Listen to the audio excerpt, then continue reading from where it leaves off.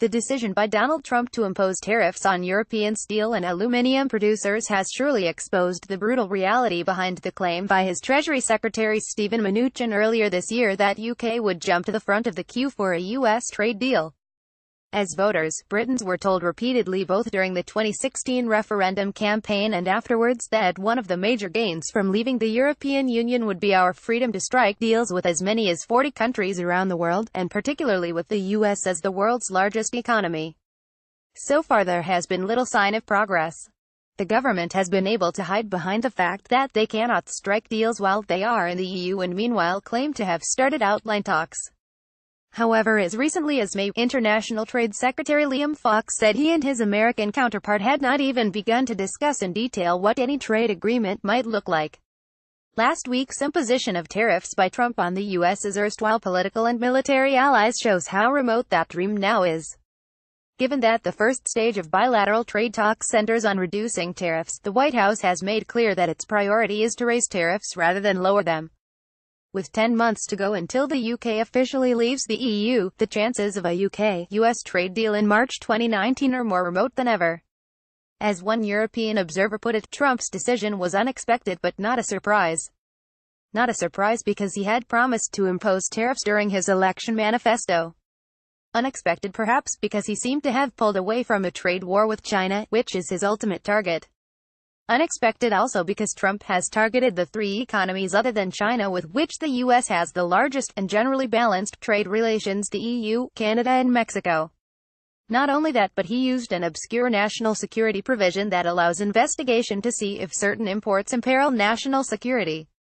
The bitter irony is that these measures were ostensibly aimed at China. They will probably have little effect. Trump started the ball rolling within 3 months of taking office, directing Commerce Secretary Wilbur Ross to undertake an investigation under Section 232 of the Trade Expansion Act of 1962. Only 26 such investigations have taken place, of which only 2 resulted in trade measures being imposed: oil embargoes against Iran in 1979 and Libya, 1982. Unlike European, Mexican and Canadian steel, Middle Eastern oil did present security issues. Indeed, the last time the U.S. looked at the steel industry, iron ore and semi-finished steel, in 2001, the Commerce Department concluded there was no national security issue. This time the Commerce Department found a threat to national security and recommended a 7.7% and 24% tariff on aluminum and steel, respectively. Trump that, imposing global penalties of 10% and 25%. While the target was China, the global nature of the measures meant that Trump had to grant exemptions to U.S. allies including the EU, Mexico and Canada.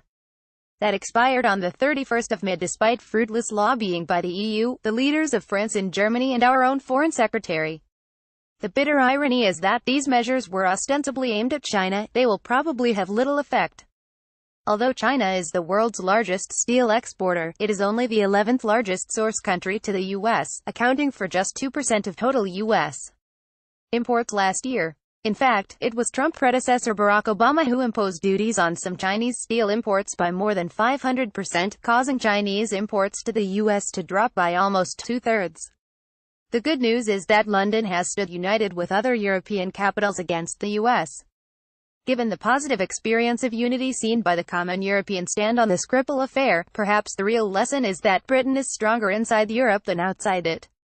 Maybe we can finally find something to thank Trump for, highlighting the perils of going it alone. More about the author.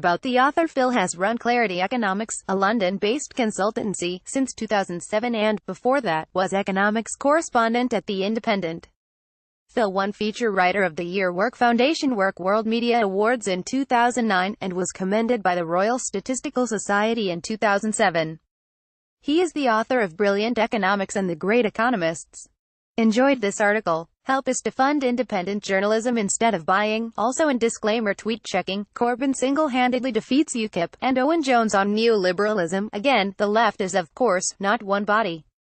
Nor is Twitter anything but a microcosm of the wider debate. There have always been cranks on both sides, but the difference now is that these guys are in charge. Harris covertly takes on the luxury left.